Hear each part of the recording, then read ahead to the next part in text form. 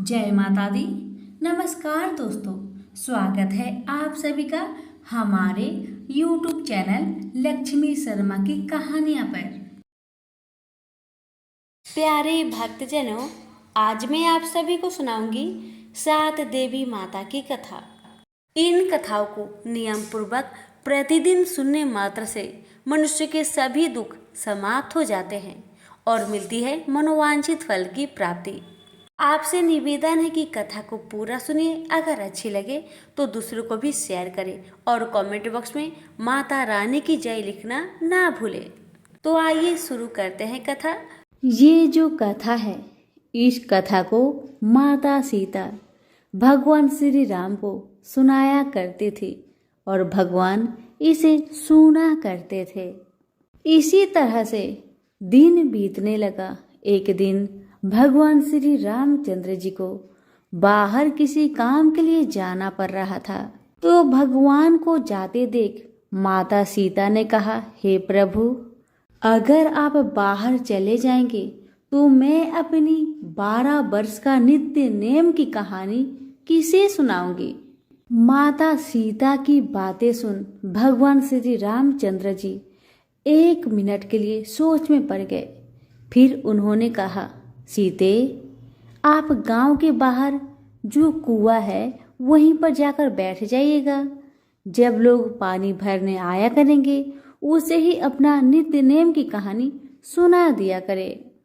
इतना कहकर भगवान श्री राम बाहर काम पर चले गए और माता सीता भी गांव के पास जो कुआं था वहां पर जाकर बैठ गई। तभी एक स्त्री आई। उसने रेशम की जरी की साड़ी पहन रखी थी और सोने का घड़ा ले रखा था। सीता माता उसे देखकर कहती है, बहन, ओ बहन, मेरा 12 वर्ष का नित्य नियम सुन लो। पर वह स्त्री बोली कि मैं अगर तुम्हारा नित्य नेम सुनूंगी तो मुझे घर जाने में बहुत देर हो जाएगी और मेरी सास मुझसे लड़ेगी। इतना कहकर वह लड़की माता की कहानी न सुनी और वहां से चली गई। तभी उसकी रेशम की जरी की साड़ी फट गई। सोने का घड़ा मिट्टी के घड़े में बदल गया। ऐसी हालत में जब बहू अपने घर में पहुंची तो सासू माँ हैरान रह गई देखकर। सासू माँ कहने लगी, बहू, तुम किसका दोष अपने सिर में लेकर आई हो। तब बहू ने अपनी सारी कहानी सासू माँ को बताना शुरू की। उसने कहा, सासू माँ, कुएं पर एक औरत बैठी थी। उसने मुझसे कहा कि कहानी सुन, लेकिन मैंने कहानी नहीं सुनी और जिसका परिणाम मुझे यह मिला है। सासू माँ ने अपने बहू से कहा, बहू, ठीक है, कोई बात नहीं, तुम ये साड़ी और घड़ा कल मुझे देना, मैं जाऊंगी पानी भरने।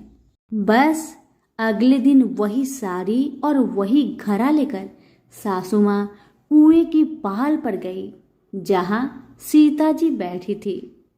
सास को वही माता बैठी मिली तो माता सीता ने कहा, बहन, मेरी नित्य नेम की कहानी सुन लीजिए। तब सासू माँ बोली, हाँ बहन, क्यों नहीं, मैं तो आपकी कहानी 1 बार नहीं 5 बार सुन लूंगी। अब माता सीता ने अपनी कहानी शुरू किया। सासू माँ हाथ जोड़ के बैठ गई। राम आए, लक्ष्मण आए, देश के पुजारी आए, नित्य नेम का नेम लाए, आओ राम बैठो राम।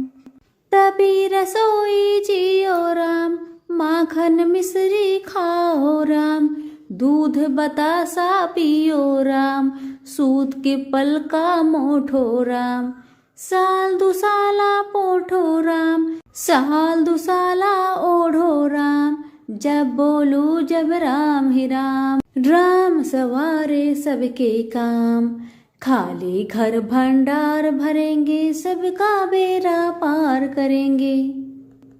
श्री राम जय राम, जय जय राम। सीता माता की कहानी समाप्त हुआ तो सासू माँ बोली, बहन, आपकी कहानी तो मुझे बहुत अच्छी लगी। कहानी सुनकर सास घर चली गई। उसकी साड़ी फिर से रेशम की जरी बन गई।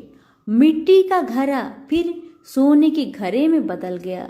जब सासू माँ घर पहुंची तो बहू कहने लगी, सासू माँ, आपने ये सब कैसे किया? तब सासू माँ ने कहा, बहू, तू तो दोष लगा कर आई थी और मैं दोष को उतार कर आ रही हूँ। बहू ने फिर पूछा कि वह कुएं वाले स्त्री कौन थी सासू माँ? तब सासू माँ बोली, वे तो सीता माता थी। और तुम नहीं जानती बहू, सीता माता पुराने से नया कर देती है। खाली घर में अन्न धन का भंडार भर देती है। वह लक्ष्मी की वास घर में कर देती है। आदमी की जो भी इच्छा हो उसे पूरा कर देती है। सासू माँ के बातें सुन बहू बोली कि ऐसी कहानी मुझे भी सुना दो सासू माँ। सासू माँ बोली, ठीक है बहू, तुम भी सुनो। अब सासू माँ ने कहानी शुरू कर दिया। मेरे साथ साथ आप भी जरूर बोलिएगा। राम आए, लक्ष्मण आए, देश के पुजारी आए, नित नेम का नेम लाए, आओ राम बैठो राम, तभी रसोई जियो राम, माखन मिश्री खाओ राम, दूध बतासा पियो राम, सूत की पल का मोठो राम, साल दुसाला पोठो राम, साल दुसाला ओढ़ो राम, जब बोलू जब राम ही राम, राम सवारे सबके काम, खाली घर भंडार भरेंगे, सबका बेड़ा पार करेंगे, श्री राम जय जय राम। कहानी सुनकर बहू बोली कि सासू माँ, कहानी तो बहुत अच्छी है। सास ने कहा कि ठीक है, इस कहानी को रोज कहा करेंगे। अब सास बहू रोज सवेरे उठती, नहाती धोती और पूजा करने के बाद नित्य नेम की सीता की कहानी कहती। एक दिन उनके यहाँ एक पड़ोस की औरत आई और बोली कि बहन, जरा सी आँच देना तो वह बोली कि आज तो अभी हमने नहीं जलाई है। पड़ोसन ने कहा कि तुम सुबह 4 बजे से उठकर क्या कर रही हो? तब उन्होंने कहा कि सुबह उठकर हम पूजा करते हैं और फिर सीता माता की नित्य नेम की कहानी कहते हैं। पड़ोसन ने उनकी बात सुनकर फिर कहा कि सीता माता की कहानी कहने से तुम्हें क्या मिला? वो बोली कि इनकी कहानी कहने से घर में भंडार भर जाते हैं, सारे काम सिद्ध होते हैं, मन की इच्छा भी पूरी होती है। पड़ोसन कहती है कि बहन, ऐसी कहानी तो मुझे भी सुना दो फिर। वह बोली, ठीक है, तुम भी यह कहानी सुन लो। राम आए, लक्ष्मण आए, देश के पुजारी आए, नित नेम का नेम लाए, आओ राम बैठो राम। जब सारी कहानी सुनानी खत्म हुई तो पड़ोसन कहने लगी, बहन, कहानी तो मुझे बहुत अच्छा लगा, सुनकर मेरा मन प्रसन्न हो उठा। अब वह पड़ोसन भी नित्य नेम सीता माता की कहानी कहने लगी।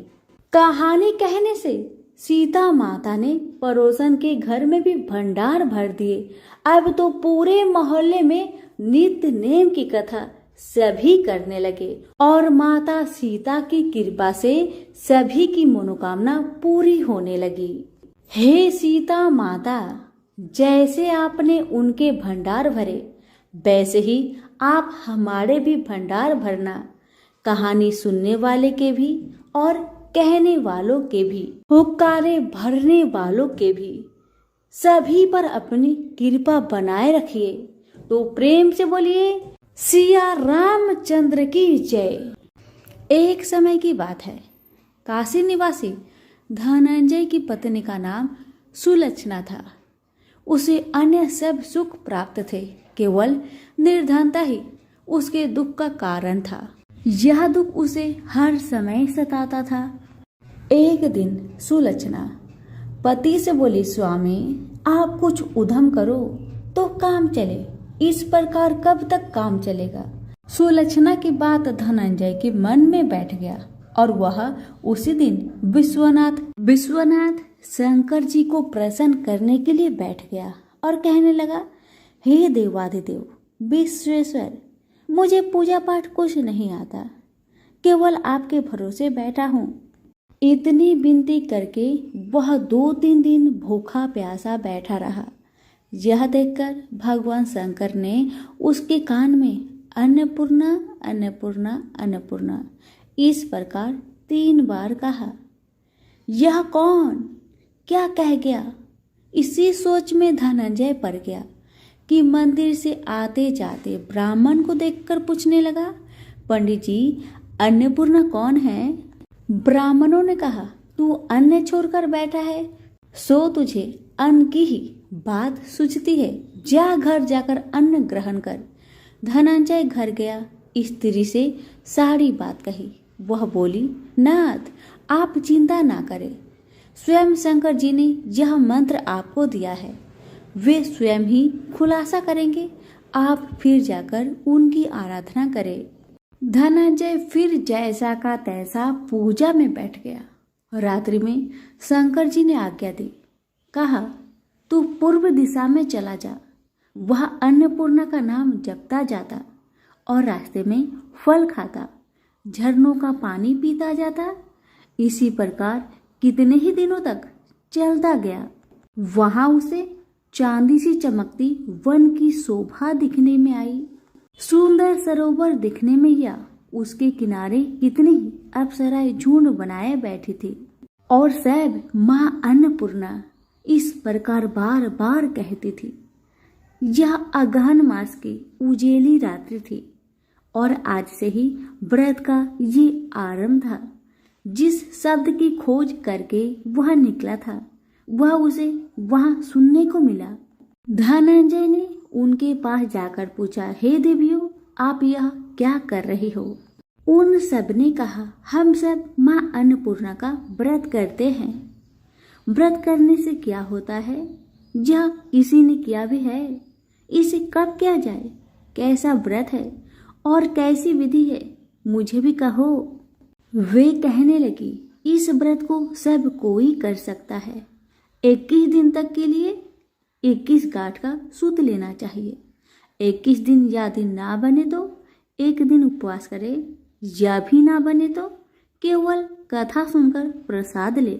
निराहार रहकर कथा कहे, कथा सुनने वाला कोई ना मिले तो पीपल के पत्तों को रख, सुपारी या घृत कुमारी वृक्ष को सामने कर, दीपक को साक्षी कर, सूर्य, गाय, तुलसी या महादेव को बिना कथा सुनाए मुख में दाना न डाले। यदि भूल से कुछ पड़ जाए तो 1 दिवस फिर उपवास करे। व्रत के दिन क्रोध ना करे और झूठ ना बोले। धनंजय बोला, इस व्रत के करने से क्या होगा? वे कहने लगी, इसके करने से अंधों को नेत्र मिले, लूलों को हाथ मिले, निर्धन के घर धन आए, बाझिन को संतान मिले, मूर्खों को विद्या आए। जो जिस कामना से व्रत करे माँ उसकी इच्छा पूरी करती है। वह कहने लगा, बहनों मेरे भी धन नहीं है, विद्या नहीं है, कुछ भी तो नहीं है, मैं तो दुखिया ब्राह्मण हूँ, मुझे इस व्रत का सूत दोगी? हाँ भाई, तेरा कल्याण हो, तुझे देगी, ले इस व्रत का मंगल सूत्र ले। धनंजय ने व्रत किया।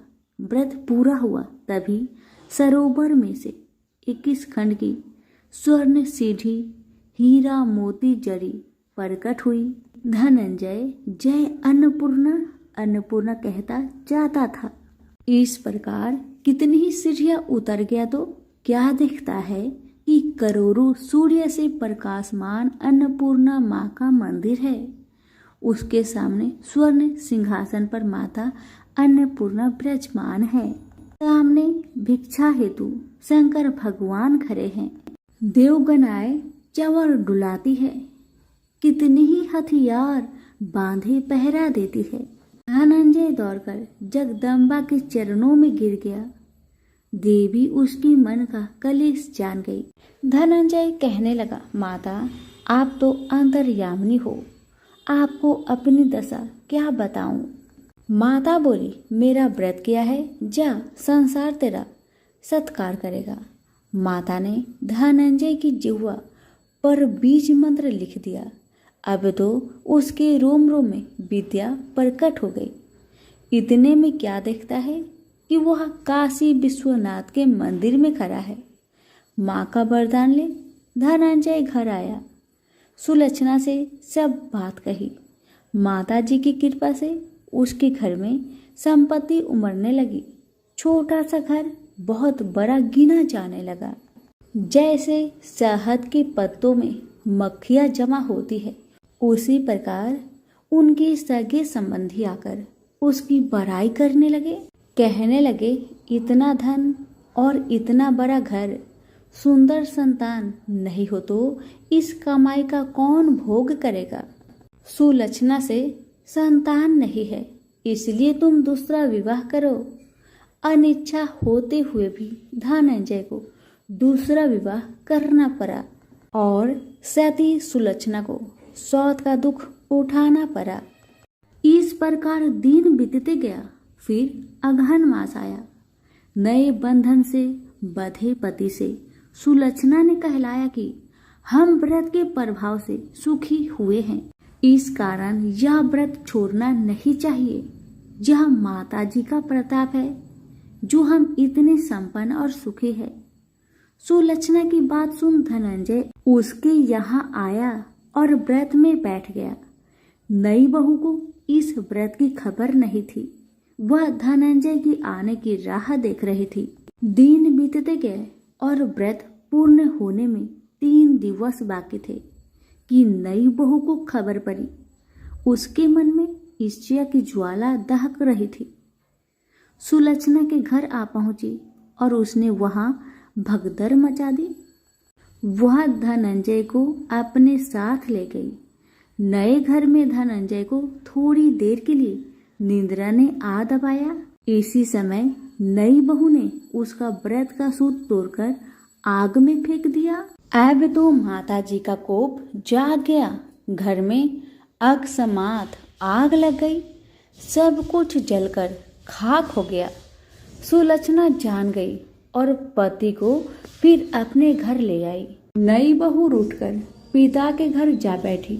पति को परमेश्वर मानने वाली सुलक्षणा बोली, नाथ घबराना नहीं, माता जी की कृपा अलौकिक है।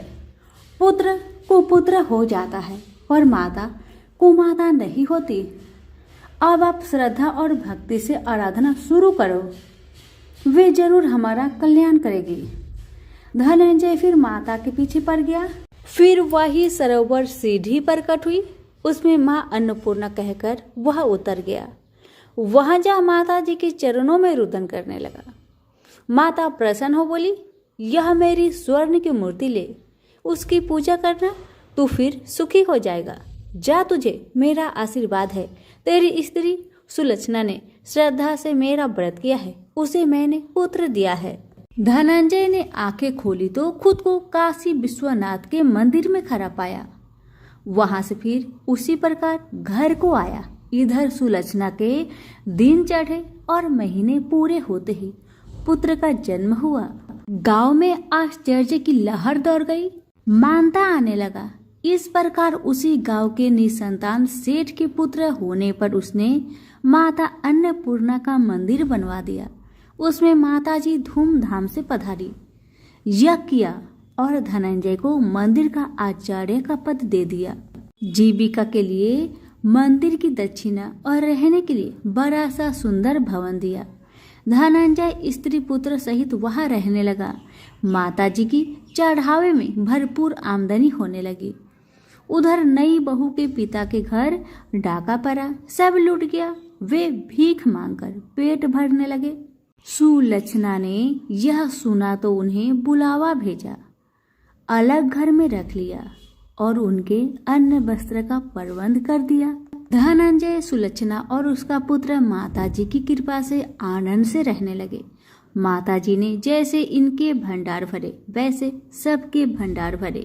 प्रेम से बोलिए अन्नपूर्णा माता की जय हो। प्रेम से बोलिए ज्वाला माता की जय।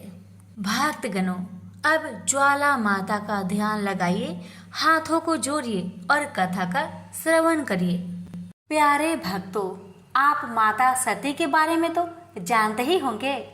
माता सती प्रजापति दक्ष की पुत्री थी। माता सती ने अपने पिता प्रजापति दक्ष के विरुद्ध जाकर भगवान शिव से विवाह किया था। एक बार जब प्रजापति दक्ष ने एक विशाल यज्ञ का आयोजन किया था, तब प्रजापति दक्ष ने भगवान शिव और सती को छोड़ समस्त देवी देवताओं को निमंत्रित किया था। भगवान शिव के लाख मना करने के बावजूद भी माता सती यज्ञ में गई। माता सती ने अपने पिता प्रजापति दक्ष से पूछा कि आपने मुझे और भोलेनाथ को यज्ञ में निमंत्रित क्यों नहीं किया। इस पर प्रजापति दक्ष भगवान भोलेनाथ को बहुत अपमानित किए। इस अपमान को माता सह न सके और वही हवन कुंड में कूदकर जलकर भस्म हो गई। इस बात से भगवान भोलेनाथ बहुत क्रोधित हुए। वो माता सती के शव को लेकर तांडव कर रहे थे। इस पर सभी देवता बहुत भयभीत हो गए और भगवान विष्णु के पास गए। तब भगवान विष्णु ने अपने सुदर्शन चक्र से माता सती के शरीर के टुकड़े टुकड़े कर दिए। जिस जिस स्थान पर माता सती का अंग गिरा है वो शक्तिपीठ कहलाया। कुल 51 शक्तिपीठ है। ज्वाला माँ का मंदिर जहाँ पर है वहाँ पर माता सती की जिह्वा कटकर गिरी थी। इस मंदिर से प्राकृतिक रूप से 9 ज्वालाएं जलती है। ये हमेशा जलती रहती है। कथा। ध्यानु भगत का जन्म एक छोटे से गांव में हुआ था। इनके जन्म के पश्चात ही इनके माता पिता की मृत्यु हो गई। सभी गांव वाले इन्हें मनहूस कहते थे। कोई भी बच्चा इनके साथ नहीं खेलता था। ध्यानु भगत का लालन पालन मंदिर के एक पुजारी ने किया। एक दिन वह रोते रोते पुजारी के पास पहुंचे तो पुजारी ने कारण पूछा तो उन्होंने बताया कि सभी लोग उन्हें मनहूस कहते हैं। पुजारी ने कहा कि हे बेटा, इस संसार में जिसका कोई नहीं होता उसकी ये माता होती है, ये जगत जननी है। यह सुनकर ध्यानु भगत बहुत प्रेम से माता की पूजा तथा आरती करने लगे। एक दिन ध्यानु भगत पूजा कर ही रहे थे, तभी ज्वाला माँ प्रकट हुई। उन्होंने ध्यानु भगत को अपनी गोद में बैठा लिया और कहा कि ध्यानु, आज के बाद तुम सभी के दुखों को नष्ट करोगे। कोई भी मनुष्य तुम्हारे पास दुखी मन से आए तो एक बड़ा प्रेम से भरा जयकारा लगाना, उसका दुख दूर हो जाएगा। ध्यानु भगत ऐसा ही करते। जो भी अपना दुख ध्यानु के पास लेकर आता वह उनके पास से खुशी खुशी जाता था। धीरे धीरे ध्यानु काफी प्रसिद्ध हो गए। एक बार ध्यानु भगत गांव वालों के साथ ज्वाला माता के धाम जा रहे थे कि रास्ते में अकबर के सैनिकों ने ध्यानु को रोक लिया और पूछा कि कहाँ जा रहे हो। तो ध्यानु ने कहा कि हम सभी ज्वाला माता के दर्शन को जा रहे हैं। अकबर ने कहा कि हम भी ज्वाला माता का चमत्कार देखना चाहते हैं। हम तुम्हारे घोड़े की गर्दन को कटवा देंगे। अपनी ज्वाला माता से कहना कि घोड़े की गर्दन जोड़ दे, तब हम मानेंगे कि तुम्हारी ज्वाला माता में शक्ति है। ध्यानु ने कहा कि महाराज, आप मेरे घोड़े का पूरा शरीर मस्तक सहित किसी सुरक्षित स्थान पर 1 महीने के लिए रखवा दीजिएगा। अकबर इस पर मान गया और बोला कि तुम्हारे घोड़े की शव को 1 महीने तक सुरक्षित रखवा दिया जाएगा। उसके बाद अकबर ने ध्यानु भगत और सभी गांव वालों को छोड़ दिया।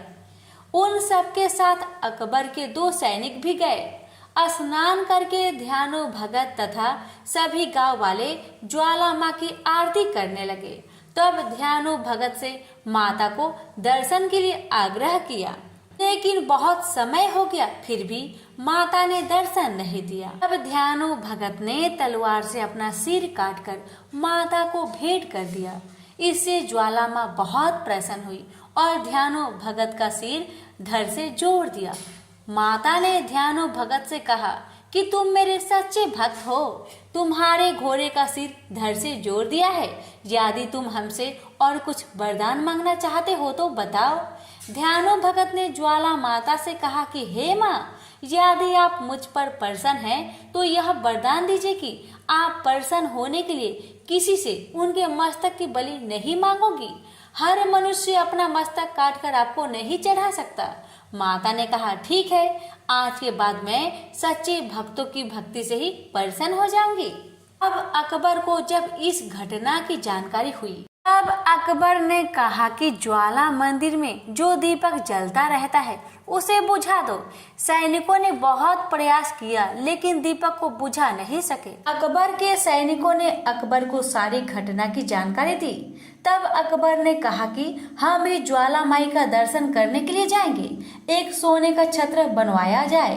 अकबर एक सोने का छत्र लेकर अपने सैनिकों के साथ माता के दरबार पर गया। वहां पर अकबर ने जैसे ही वह सोने का छत्र चढ़ाने की कोशिश की, वह छत्र अकबर के हाथ से छूटकर वही जमीन पर गिर गया। वह छत्र आज भी ज्वाला माँ के मंदिर में मौजूद है।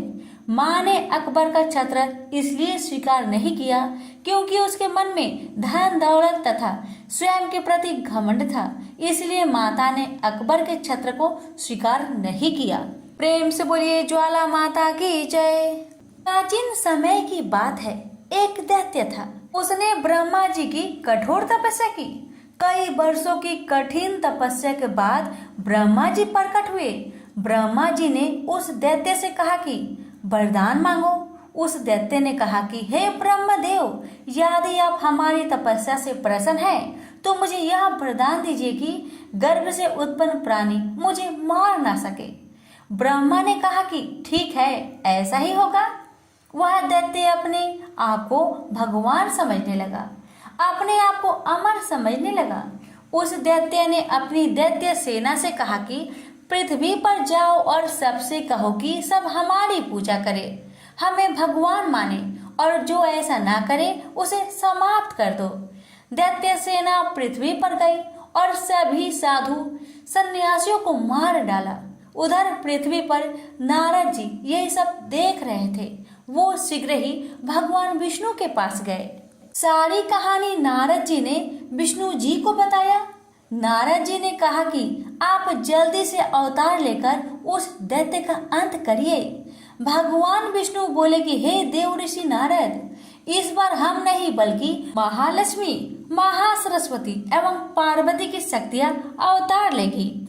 आप इन शक्तियों का आह्वान करिए। देवर्षि नारद ने ऐसा ही किया। तीनों देवियों के तेज पुंज से एक महाशक्ति प्रकट हुई। नारद जी के कहने पर वह शक्ति भगवान विष्णु के पास गई। विष्णु जी ने कहा कि हे देवी, दैत्य का अत्याचार पृथ्वी पर बहुत बढ़ गया है। आप शीघ्र ही उस दैत्य का अंत करिए। विष्णु जी की आज्ञा पाकर माँ शेरों वाली ने उस दैत्य का संहार किया। इसके बाद वह वापस भगवान विष्णु के पास गई और बोली कि हे प्रभु, हमारा उद्देश्य पूरा हुआ, अब आप मुझे अपने अंदर समाहित कर लीजिए। भगवान विष्णु बोले कि नहीं देवी, आप मुझ में नहीं समा सकती। आपको धर्म का प्रचार करना है। आप राजा रत्नाकर के यहाँ पुत्री के रूप में जन्म लीजिए। मैं आपको वहाँ जल्दी मिलूंगा। राजा रत्नाकर के यहाँ माता ने जन्म लिया। पूरे राज्य में खुशी का माहौल था। राजा रत्नाकर ने अपनी पुत्री का नाम त्रिकूटा रखा। त्रिकूटा बचपन से ही भगवान विष्णु की बहुत बड़ी भक्त थी। वह सुबह शाम दिन रात केवल भगवान विष्णु की ही पूजा करती थी। नारद जी ने त्रिकूटा से कहा कि भगवान विष्णु ने राम के रूप में राजा दशरथ के यहाँ जन्म लिया है। वह अपनी पत्नी सीता माता के साथ 14 वर्ष के लिए वनवास के लिए निकले हैं। त्रिकूटा को जब यह बात पता चली तो उसने अपना राजपाट, सुख ऐश्वर्य त्याग कर दिया और अकेले जंगल में कुटिया में रहकर भगवान राम की तपस्या करने लगी। पार्वती जी ने भगवान राम की परीक्षा लेने की सोची वह राम के सामने माता सीता का रूप रखकर आई, लेकिन राम ने माता पार्वती को पहचान लिया। राम ने पार्वती के सामने हाथ जोड़ लिया।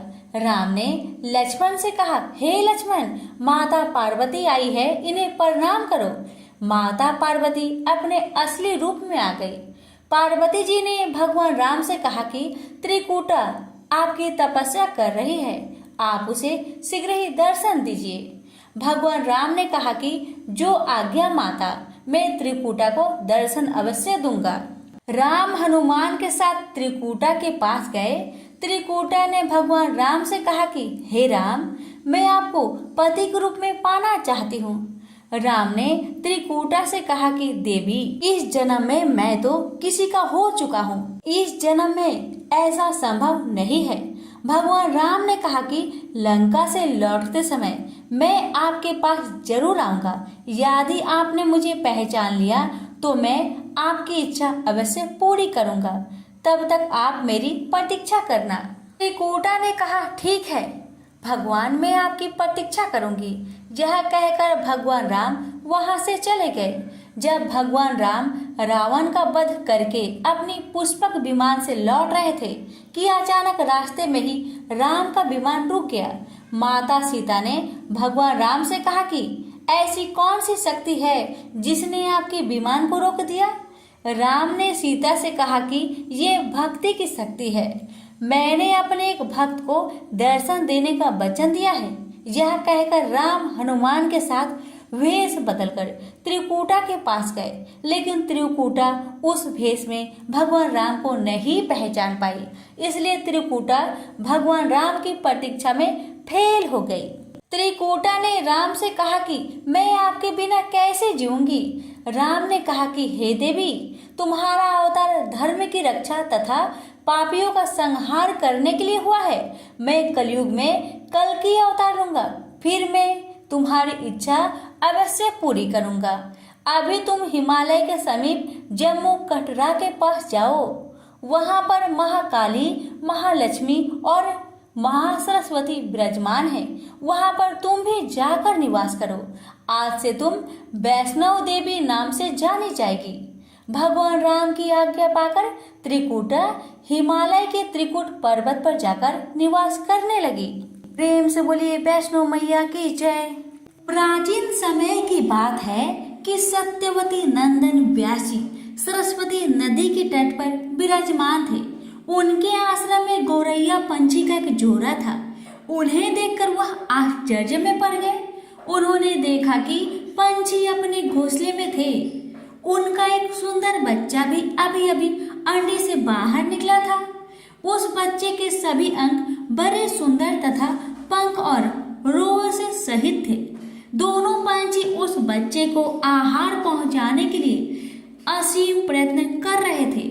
बार बार दाना लाकर उन्हें बच्चे के मुख में डालना और उनका प्रधान कर्तव्य बन गया था।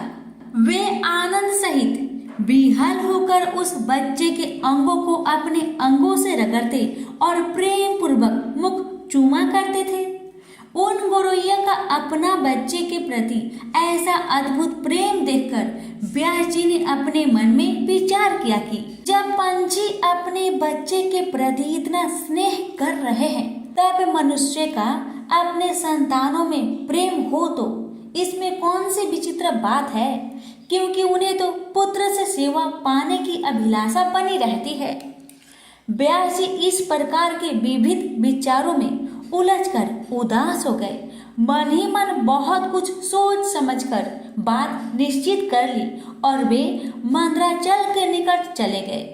उन्होंने विचार किया कि मेरी मनोरथ पूर्ण कराने एवं वर देने में निपुण कौन देवता है जिसकी मैं उपासना करूं। भगवान विष्णु, शंकर, इंद्र, ब्रह्मा, सूर्य, गणेश, स्वामी कार्तिकेय, अग्नि अथवा वरुण, मुझे किसकी उपासना करनी चाहिए। इस प्रकार व्यास जी सोच रहे थे कि इतने में नारद जी वहां पधारे। नारद मुनि को देखकर व्यास जी को अपार हर्ष हुआ। उन्होंने नारद जी को प्रणाम कर कुशल समाचार पूछा। फिर नारद जी ने व्यास जी से पूछा कि आप इतने चिंतित क्यों हैं? अपनी चिंता का कारण बताइए।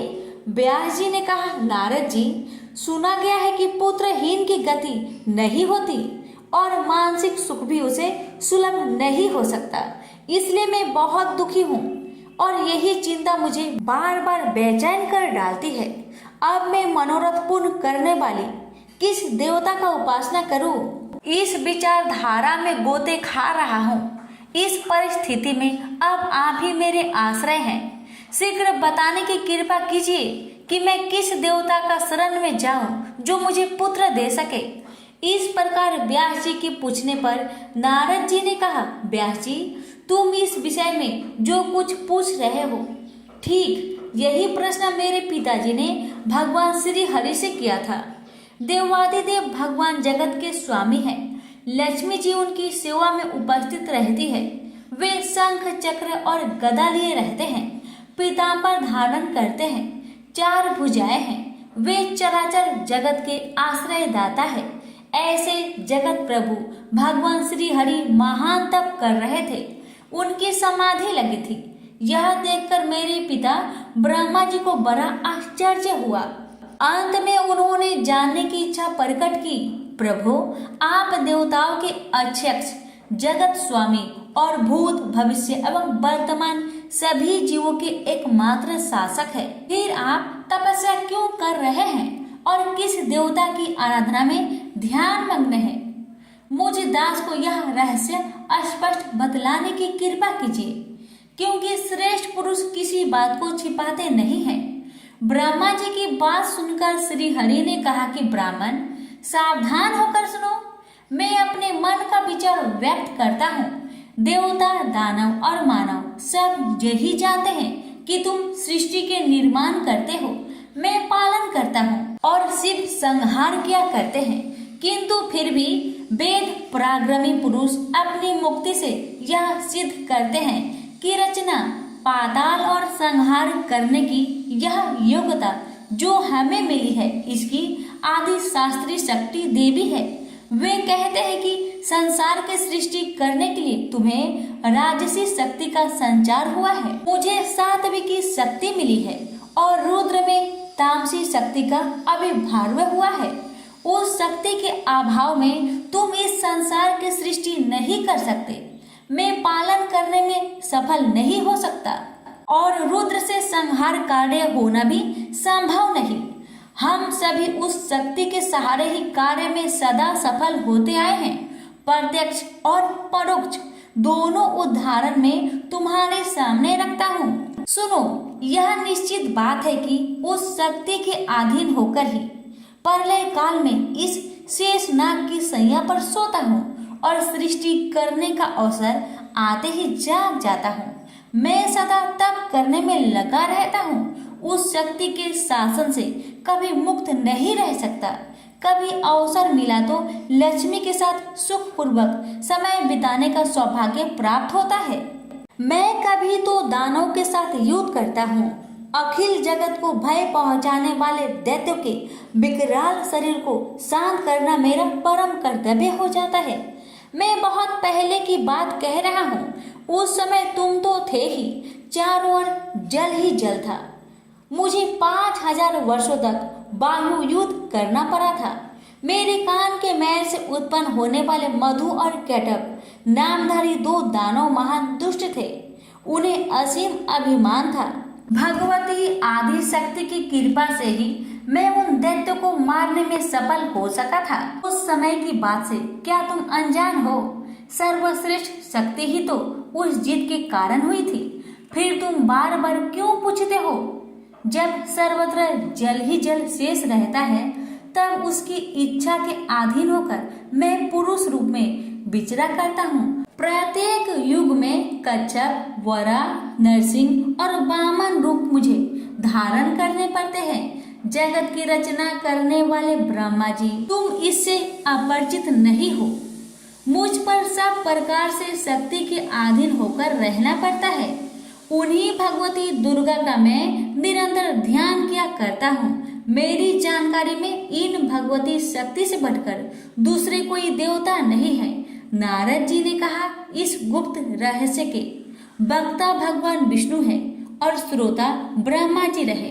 मुनिवर फिर तो पितामह ने वे सभी बातें अक्षरश मुझे कह सुनाई। अतएव तुम भी यदि अपना पुरुषार्थ सिद्ध करना चाहते हो तो उन्हें भगवती के चरण कमल को अपने हृदय में धारण करो। तुम्हारी जो भी अभिलाषाएं हैं वे सभी भगवती दुर्गा अवश्य पूरी कर देगी।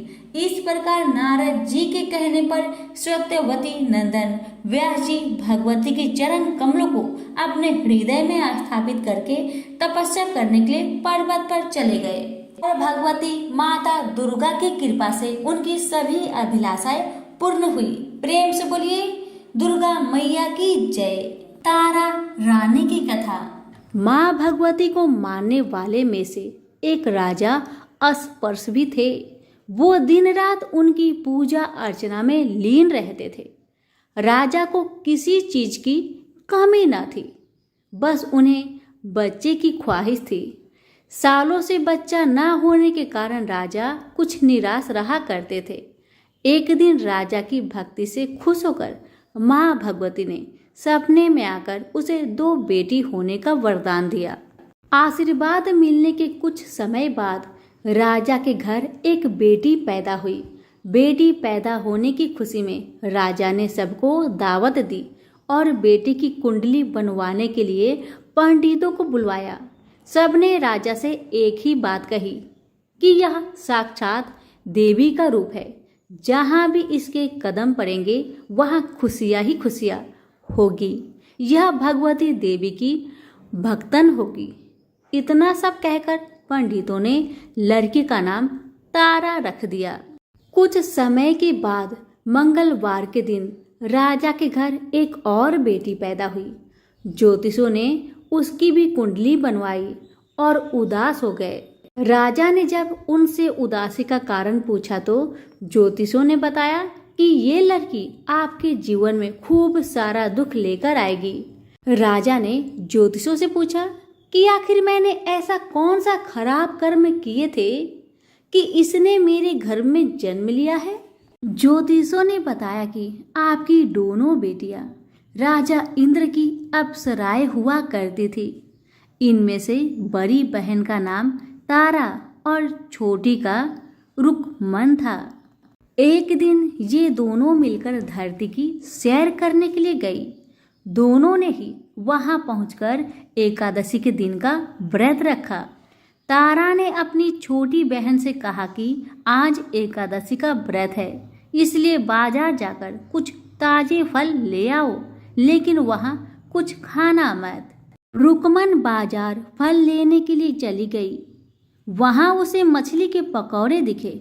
उसने झट से उन्हें खा लिया और अपनी दीदी के लिए कुछ फल ले लिए। रुकमन से तारा ने पूछा कि तुम अपने लिए फल क्यों नहीं लाई। उसने जवाब दिया कि वो मछली के पकौड़े खाकर आई है। तारा ने गुस्से में कहा कि तुम पापिन हो, एकादशी के दिन तुमने मछली खा ली। ऐसे खराब कर्म के लिए मैं तुम्हें छिपकली बनने का श्राप देती हूँ। अब उसी जंगल में तारा की बहन छिपकली बनकर रहने लगी। वहाँ एक जाने माने ऋषि गुरु गोरख भी अपने कुछ शिष्यों के साथ रहते थे।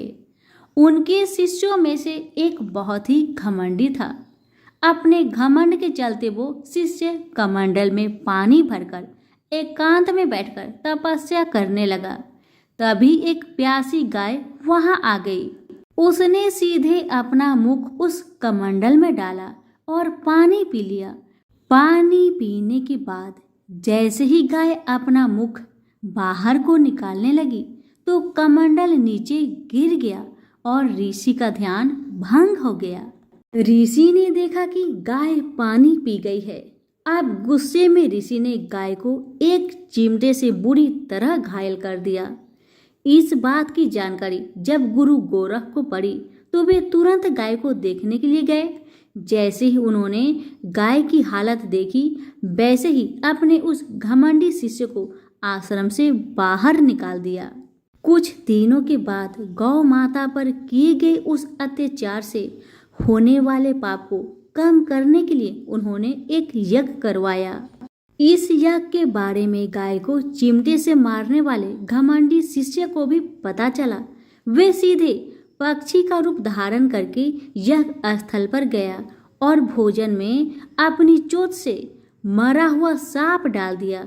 किसी को इस बात की खबर नहीं हुई। ये सब होते हुए तारा से श्राप मिलने वाली छिपकली रुक्मन देख रही थी। उसके मन में हुआ कि इसे खाकर सारे लोग मर जाएंगे। सबकी जान बचाने के लिए छिपकली बनी रुक्मन सभी लोगों के सामने भोजन पर गिर गई। लोगों ने छिपकली को खूब कोसा और बर्तन को खाली करने लगे। उस वक्त भंडारा करने वाले को खाने में मरा हुआ सांप भी दिखा। तब कहीं जाकर सबको समझ आया कि छिपकली सबकी जान बचाने के लिए जानबूझकर भोजन में गिरी थी। एक छिपकली होने के बावजूद भी इतने अच्छे विचार होने की वजह से यज्ञ में मौजूद सारे महत्वपूर्ण लोगों ने कहा कि हमें इस छिपकली की मुक्ति के लिए प्रार्थना करनी चाहिए। पंडित ने आगे बताया कि सबकी प्रार्थना से ही वो छिपकली तीसरे जन्म से आप जैसी प्रतापी राजा के घर बेटी के रूप में पैदा हुई है। वही तारा ने दूसरे जन्म में तारामती के रूप में लिया और अयोध्या के राजा हरिश्चंद्र से शादी की। राजा से ज्योतिषों ने जैसा बताया ठीक वैसा ही किया। नदी में सोना चांदी जरा हुआ संदूक देखकर काशी के पास से एक भंगी ने उसे बाहर निकाल लिया। उसके कोई बच्चे नहीं थे, इसलिए उसने संदूक के अंदर की लड़की को पालने का फैसला लिया। उसे भंगी व उसकी पत्नी ने खूब प्यार से पाला और रुक्को नाम रख दिया। बड़ी होते ही दोनों ने रुक्को की शादी करवा दी। रुक्को की सासू माँ तारामती और राजा हरिश्चंद्र के महल में साफ सफाई करने का काम किया करते थे। कुछ दिनों के बाद रुक्को की सासू माँ बीमार हो गई। उनकी जगह रुक्को वहां काम करने लगी। तारामती ने उसे देखा और पुराने जन्म के पुण्य के कारण पहचान लिया और उसे कहा कि तुम मेरे साथ बैठ जाओ। रुक्को ने बोला कि मैं तो भंगिन हूँ, इसलिए आपके पास नहीं बैठ सकती। तब तारामती ने उसे बताया कि तुम पूर्व जन्म में मेरी ही बहन थी। तुमने एकादशी के व्रत के दिन मछली खा ली थी और मैंने तुम्हें दंड देते हुए छिपकली बना दिया। अब तुम्हें दोबारा मनुष्य जन्म मिला है, तो इस जन्म में माँ वैष्णो की पूजा करके पुण्य कमा लो। माँ की पूजा से तुम्हारी सारी इच्छाएं भी पूरी होगी। तारामती की इस बात को सुनने के बाद रुक्को माँ वैष्णो से एक बेटे के लिए प्रार्थना करती थी और कहती है कि अगर उनकी मनोकामना पूरी हुई तो वो अपने घर में माँ वैष्णो देवी का पूजन और जागरण कराएगी। माँ वैष्णो देवी उसकी प्रार्थना सुन लेती है और उसे बेटा होता है। पुत्र की प्राप्ति के बाद रुक्को उसकी देखभाल और लाड़ दुलार में माँ वैष्णो देवी की पूजा करना भूल जाती है। ऐसे होते होते 5 साल बीत गए और फिर एक दिन उस बच्चे को चेचक यानी माता निकल आती है। बच्चे की ऐसी स्थिति देखकर परेशान रुक्को अपने पिछले जन्म की बहन तारामती के घर जाकर उन्हें इस समस्या के बारे में बताती है। तब तारामती ने पूछा कि तुमने माँ वैष्णो देवी की पूजा अर्चना में कोई गलती तो नहीं की? फिर रुक्को को याद आता है कि उसने माँ वैष्णो देवी का जागरण कराने का प्रण लिया था। ये बात याद आते ही रुक्को को काफी पछतावा हुआ और मन में माँ से कहा कि बच्चे के ठीक होते ही वो अपने घर में जागरण कराएगी। अगले ही दिन उसका बेटा पूरी तरह ठीक हो जाता है। तभी रुक्को ने माता रानी के मंदिर जाकर पुजारियों को कहा कि मंगलवार के दिन घर में जागरण करवा दीजिए। रुक्को की बात सुनकर पंडित कहते हैं कि तुम यही 5 रुपए दे दो, तुम्हारे लिए हम मंदिर में ही जागरण करा देंगे। रुक्को कहती है, मुझे पता है कि मैं चार्मिन हूँ, लेकिन आप मेरे घर आकर ही जागरण करवा दीजिए। माँ किसी तरह का भेदभाव नहीं करती है। तो आपको भी नहीं करना चाहिए। इस पर पंडितों ने विचार विमर्श करके कहा कि अगर रानी आपके जागरण में आती है तो हम तुम्हारे घर आकर जागरण करने के लिए तैयार है। पंडितों की बात सुनकर रुक्को अपनी बहन रानी तारामती के पास जाती है और तारामती को सारी बात बताती है। रुक्को की बातें सुनकर तारामती जागरण में जाने के लिए तैयार हो जाती है। इस बात को बताने के लिए रुक्को जब पंडित जी के पास जाती है तब उनके बीच की बातों को सेन नामक नाई सुन लेता है।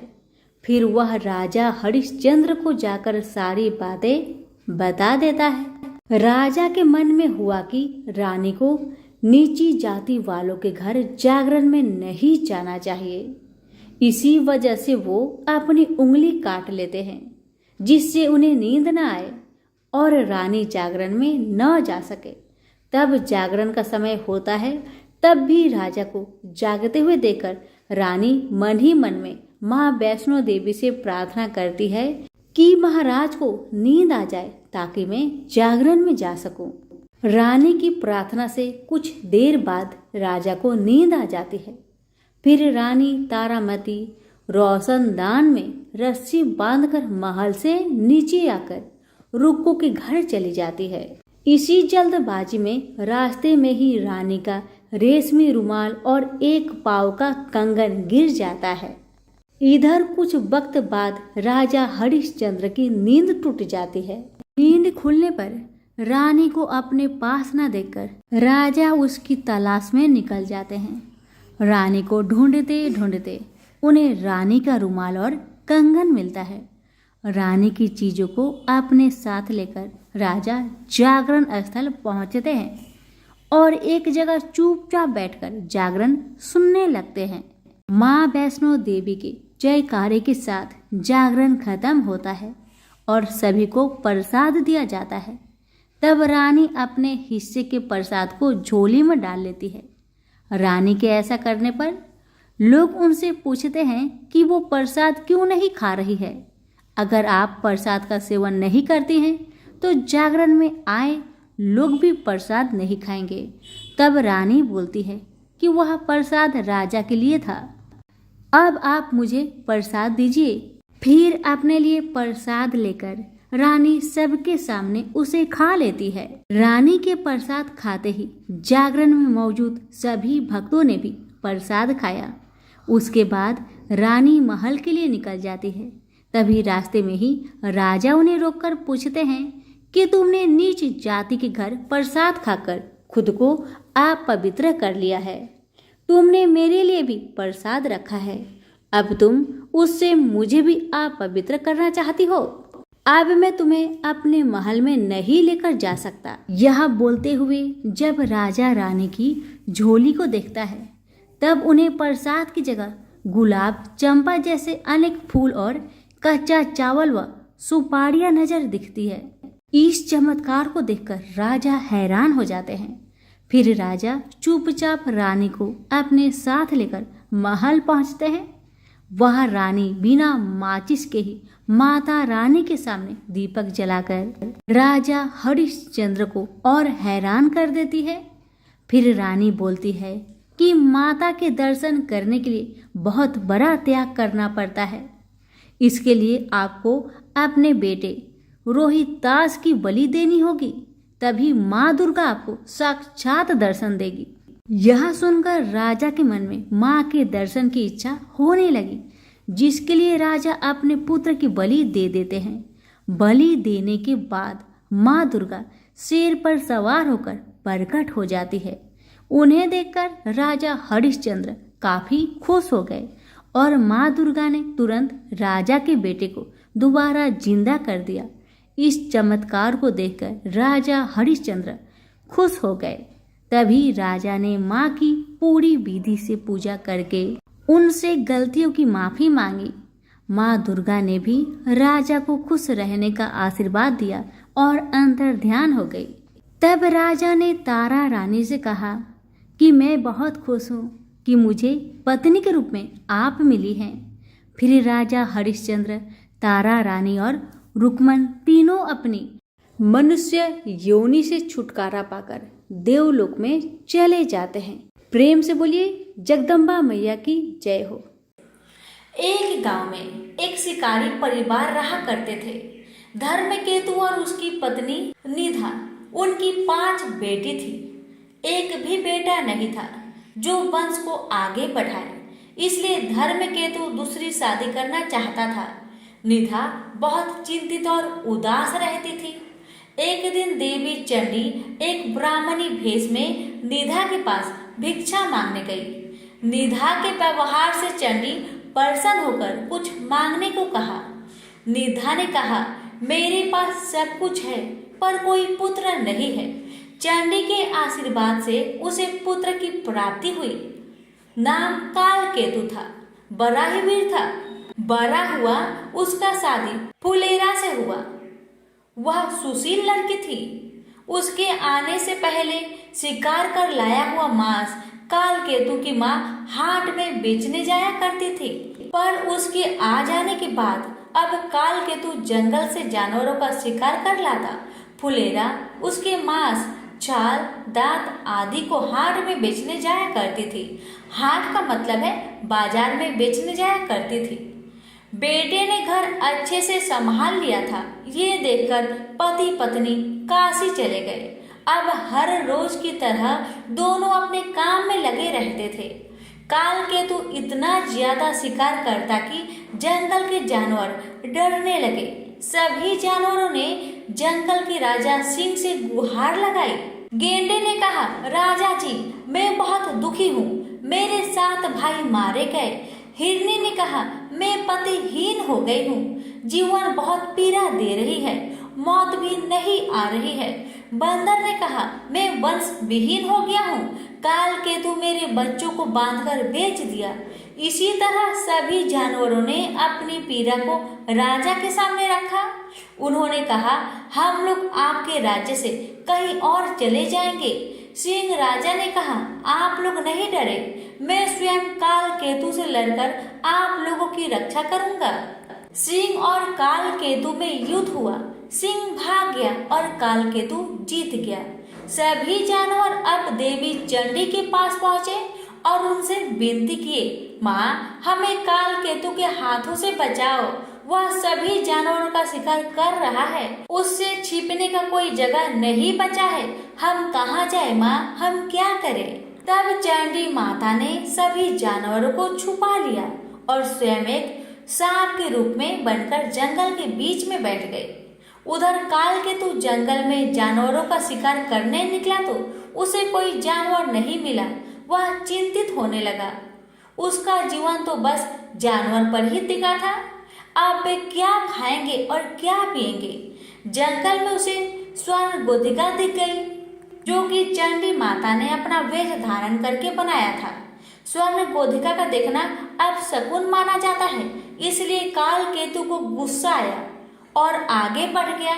उसने पूरी जंगल छान मारी पर कोई जानवर नहीं मिला। उसका दिन बिगड़ गया। आते वक्त उसने फिर से स्वर्ण गोधिका को देखा। उसने उसे पकड़ लिया और गुस्से से कहा, आज तुम्हें ही जिंदा पकाकर खाऊंगा।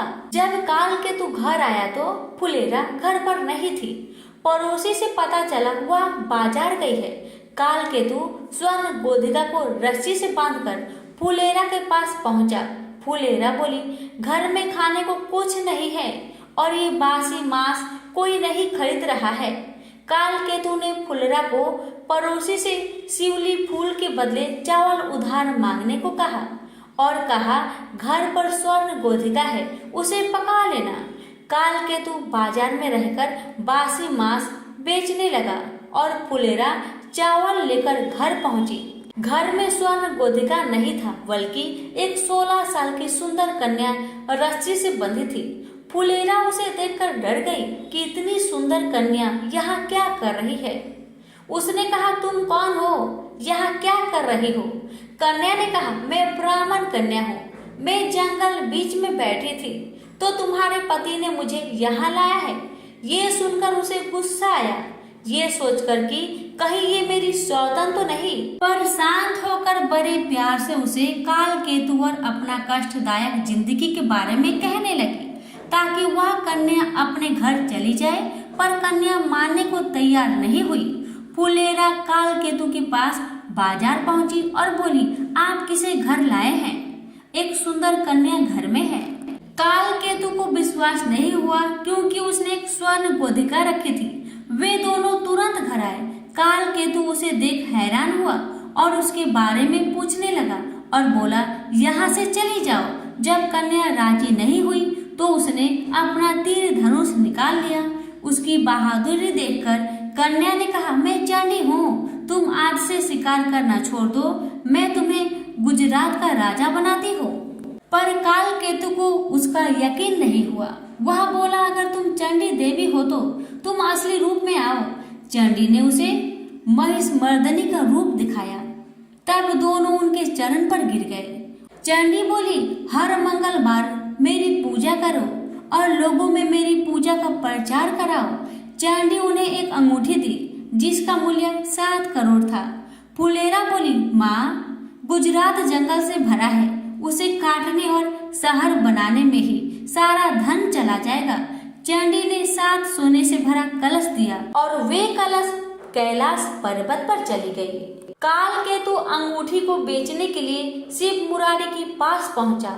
वह काल केतु से हमेशा मांस उधार में लिया करता था, इसलिए उसे लगा कि काल केतु उधार का पैसा लेने आया है। वह अपनी पत्नी को बाहर भेजा और छिपकर सारी बातें सुनने लगा। काल केतु के कुछ बोलने से पहले ही उसकी पत्नी बोली, मुरारी घर पर नहीं है, उधार का पैसा कल दे देंगे। काल केतु बोला, आप पैसा कल दे देना, मैं तो ये अंगूठी तुड़वाने आया था, अब दूसरे दुकानदार के पास जाना पड़ेगा। इतना सुनकर मुरारी दौड़ते हुए आया और अंगूठी देखा और झूठ बोला कि ये अंगूठी पीतल का है। उसने सोचा झूठ बोलकर वह अंगूठी स्वयं हड़प लेगा। काल केतु ने सोचा कि अंगूठी देवी को ही लौटा देगा। रात में चंडी ने मुरारी को सपने में अंगूठी का उचित मूल्य देने को कहा।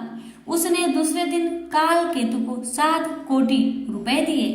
काल केतु गुजरात के जंगल को कटवाने के लिए मजदूर लगवाया। जंगल में बाघ के डर से मजदूर जंगल के अंदर जाने को तैयार नहीं हो रहे थे। तब काल केतु स्वयं जंगल जाकर बाघ से लड़ा और उसे मार डाला।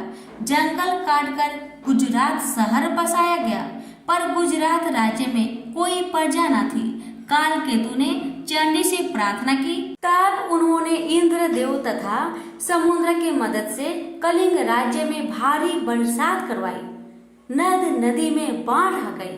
लोग कलिंग से गुजरात भागकर आने लगे। इस तरह ब्राह्मण, काष्ट, मुस्लिम आदि अनेक जाति के लोग गुजरात में आकर रहने लगे। काल केतु राज्य को सही तरीके से चलाने के लिए अच्छी अच्छी नीतियां बनाई। राज्य में एक व्यक्ति भारुदत्त भी रहता था। उसने मीठी मीठी बातें कहकर काल केतु के दरबार में ऊंची पद हासिल कर ली थी। उसने सभी को तंग कर रखा था। वह सभी के सामान ले जाता पर पैसा नहीं देता था। उसके अत्याचार से सभी लोगों ने काल केतु से उसकी शिकायत की। काल केतु ने उसे सजा दिया। भारुदत्त को यह सहन नहीं हुआ और वह कलिंग राजा के पास काल केतु की शिकायत करने गया। भारुदत्त कलिंग राज के दरबार में पहुंचकर राजा से कहने लगा कि आपके रहते कोई और दूसरा राजा शासन कैसे कर सकता है। कलिंग राज ने उससे पूछा, कौन है? यदि तुम सच कह रहे हो तो दिखाओ हमें। भारुदत्त ने कलिंग राज के दूत को ये सब दिखाया। कलिंग राज ने काल केतु पर आक्रमण किया। दोनों के बीच भीषण युद्ध हुआ, पर काल केतु हार गया। उसे काल कोठरी में डाल दिया गया। रात को चंडी देवी ने कलिंग राज को सपने में दर्शन दी और बताई कि काल केतु को मैंने गुजरात का राजा बनाया है, उसे आजाद कर दो। उसी समय कलिंग राजा दौड़ते हुए आए और काल केतु को आजाद करवाए और उसे गुजरात का राजा बना दिया। भारुदत्त को सजा मिली। कालकेतु खुशी खुशी अपना जीवन राज्य चलाने लगा। प्रेम से बोलिए चंडी मैया की जय। कथा अगर आपको अच्छी लगी हो तो कृपया करके वीडियो को लाइक करके और आगे सभी के पास शेयर अवश्य करें। तो प्रेम से बोलिए पांचों देवी माता की जय। माता रानी की कृपा आप पर, आपके परिवार पर, हम सब पर सदा बनी रहे। आप सभी का बहुत बहुत धन्यवाद।